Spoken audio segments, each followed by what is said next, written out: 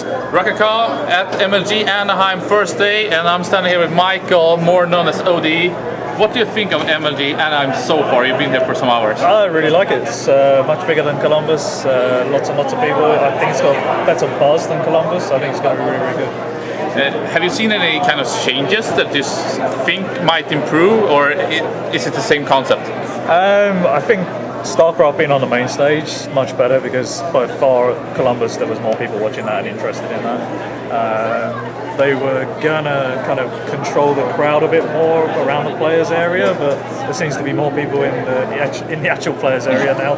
But I think that's probably because it hasn't started yet. I don't know, it's just really big, this place. MLG has been really good for Team Dignitas. You have had great results over the tournaments. Which players do you have here, and who do you think will do best from Team Dignitas? Well, we have Naniwa, Show, Mers, and Select.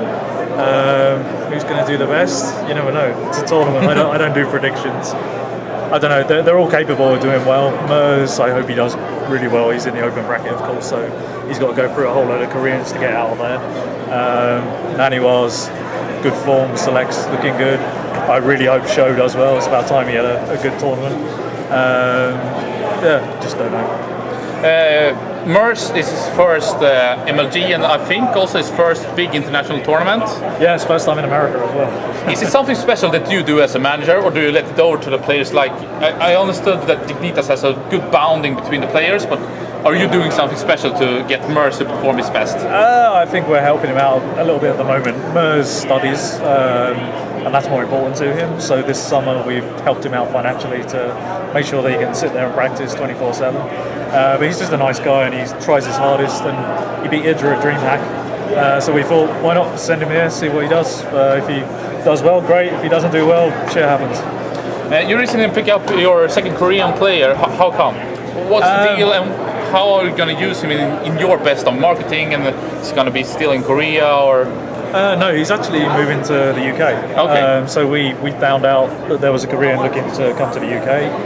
Somebody messaged me and said that a Korean wants to join your team, so I investigated, spoke to him. He's going to live in England for 4 years, so we thought, okay, let's check him out. So we checked him out, and he's pretty good. So we just signed him. He's going to be based in the UK. We have no plans to go completely Korean crazy like some of the teams are doing at the moment. He's a UK-based player, and we'll use him in the team. And we needed a Zerg.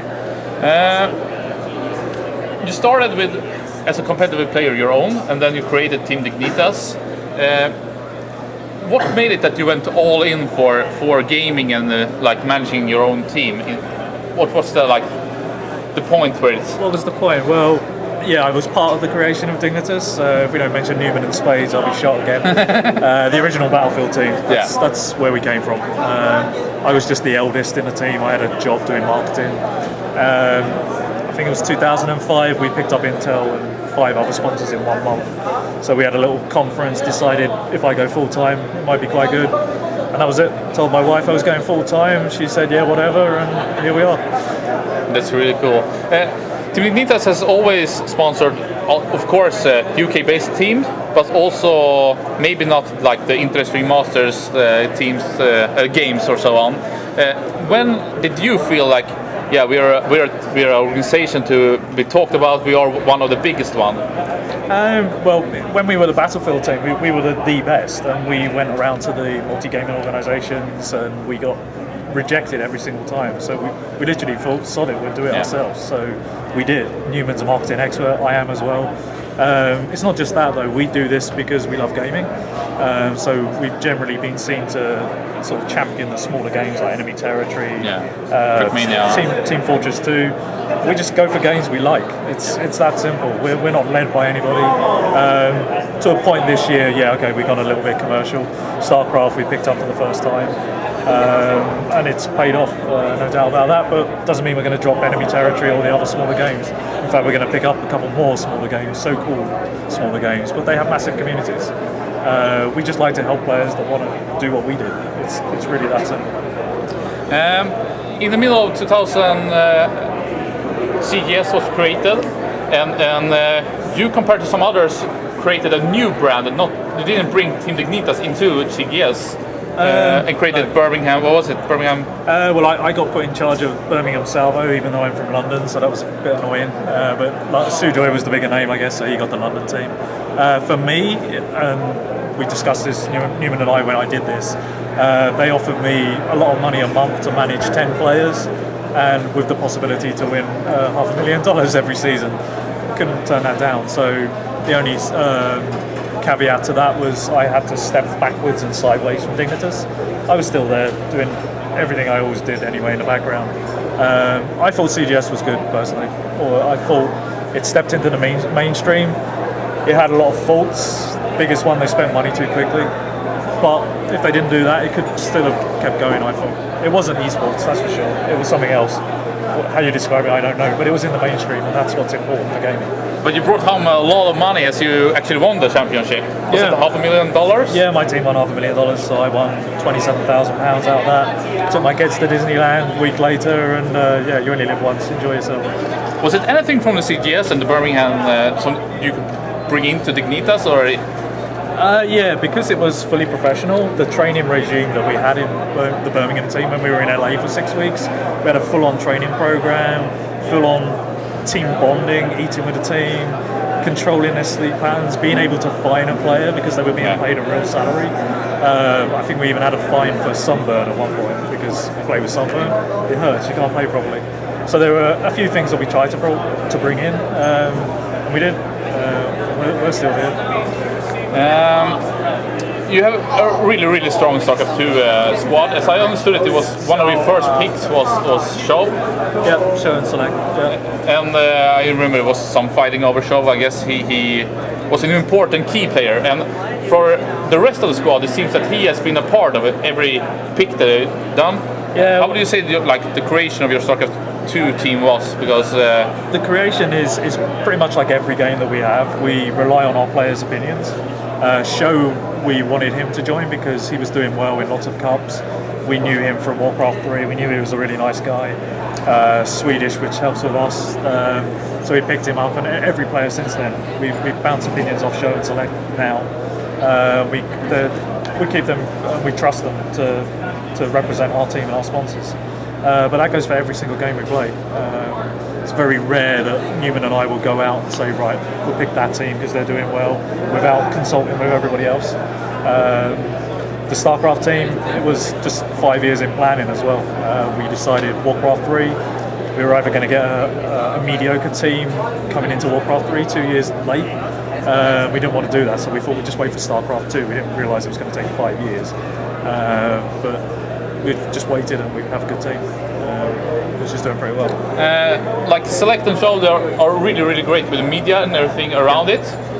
Then you have the champion Nanawa, who is most likely European's best player, and at MLG he has done tremendous. Yeah. He's more of the high-skill super guy.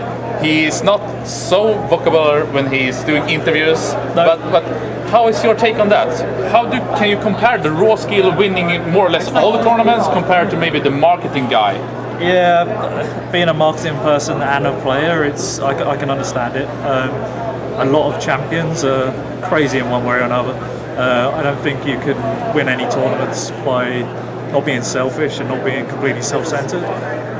Naniwa's Naniwa. I think everybody knows his perception. I think we brought him out of himself the last 6 months since he joined us. He's definitely more approachable, I would say that. But again, he wants to win.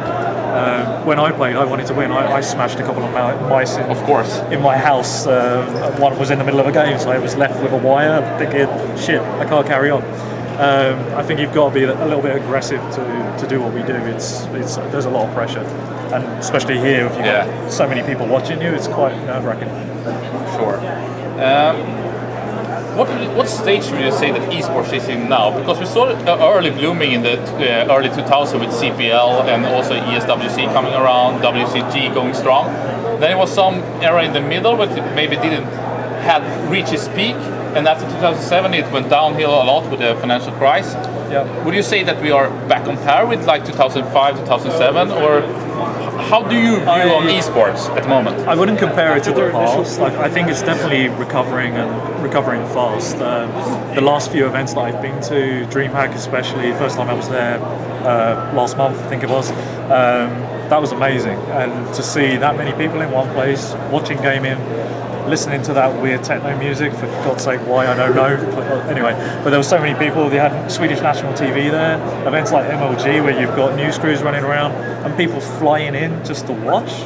That's the future, and that future needs to translate onto mainstream television. So once that starts happening, so okay, DreamHack, it's happening with SVT, more of that is needed, the bigger it will become, and it's only going to become big. It's only going to get bigger. Okay, can anybody see this disappearing? I can't. For sure not, and hope not. Yeah, it's just the way it's portrayed to the public. That's all it is. That's the key. And my own personal opinion on that is just the commentators. They're the absolute key to everything. So you got people like Day9, Apollo.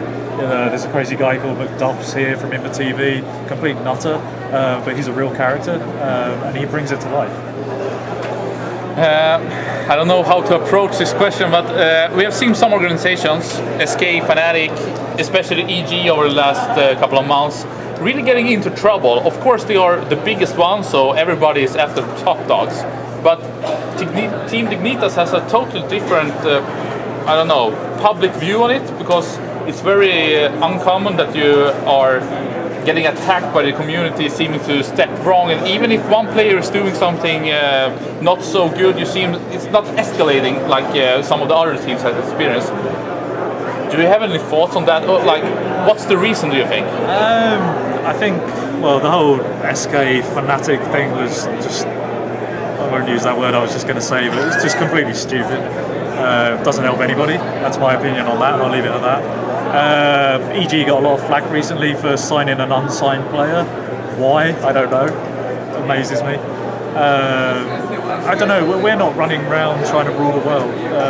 Our philosophy on things is we need more teams. We even go out and get other team sponsors. We've done that for 3 teams very recently, because we need more teams to compete with. I don't know. Some teams, I don't know. They like the attention. Their PR is a bit more vocal than us. My PR is very subtle, and that's the end of it once I've decided. So I don't know. Well, we have our problems though. We have some UK press that are always picking on us. I think there was one today. Even Newman texted me while I'm here in LA, where a player shouting out my name in a tournament and blame me for the world's wrongs. But I don't know. We just don't react to stuff. Doing what we do, you have to be able to know when to not to react. That's quite important. Slope, do you have any questions, any thoughts? I think this is enough. It's been a lot of interesting information, and I don't think I have anything to add, really. For how long will you sponsor a Quick Live team or players? For as long as our players want to play. Like I said, we support our players. We're not going to drop Quake because it's not an Intel Extreme Masters. Quake's not going to disappear. It's on its back foot at the moment, but I still play Quake. That's what I started in Quake 3. For it, you have about 80 players, something like that? Yeah, 82 or 3, I'm losing count. How many different levels do you have? You have the players that can travel to whatever tournament they want and get salaries, and you have players who can travel anything. And can you walk us through to give us some basic ideas? Very recently we've started salaries, and obviously with StarCraft that's important. Our view on that is we'd never like to pay salaries in the past, because to pay salaries from sponsorship money is dumb. Because if you lose your sponsors, you've got no money to pay your players. The players end up suffering. From my own point of view of having worked in a real office for 18 years, earning real money, doing the hours, I've done life sentence in a real job. The players at the moment, it's still not big enough for them to go and buy a house. There's only very few that could probably do that. And I've got a wife and 3 kids. Some players have to know that they're not going to be doing this for that long. They've got to go and get a real job. Many of our players, like Garby, for instance, one of our Quake players, he runs his own business, Welby. But he's still a really good player. He comes home in the evenings and plays. Yeah. That's what I did when I had a job, had a wife, baby, practiced 10 hours every night, had 3 hours sleep, went back to work again. It's all about the commitment, and what we've been trying to do is make what we do sustainable and generate our own income, for example, is a big one. So selling our hoodies and shirts has gone crazy this year. And yeah, just sustainable income. If that's okay for some teams, pay whatever you want to the players, but as long as those players get looked after long term, even if they're in that team or they move to another team. We need to build the infrastructure around what we do. And I think I did an interview with DreamHack saying, unfortunately, right now, the organizations, the managers, the press around esports, they'll make the money. But in 5 years, 2 years, 5 years, 10 years, who knows what the players are going to be earning. Yeah. But it needs all of those building blocks in place first. Just a yes or no, or maybe you can elaborate a little bit. Do you think that the organizations are the weak part in esports? Because it seems to be some people who think so. Some of them. It's too complicated for a yes or a no. Over general, like is it the competitions, the tournaments, or is it the players, or is it the organizations that it's the weak part? I think the weak part is the bond between them all. Oh, okay. Good one. Yeah, I don't. It's a complicated question. Some teams are not good at running themselves. Some teams are great at running themselves, but they don't have the support. There's a really good UK team that doesn't have enough sponsors. They're probably the best management I've met out of the UK scene, but they don't have support.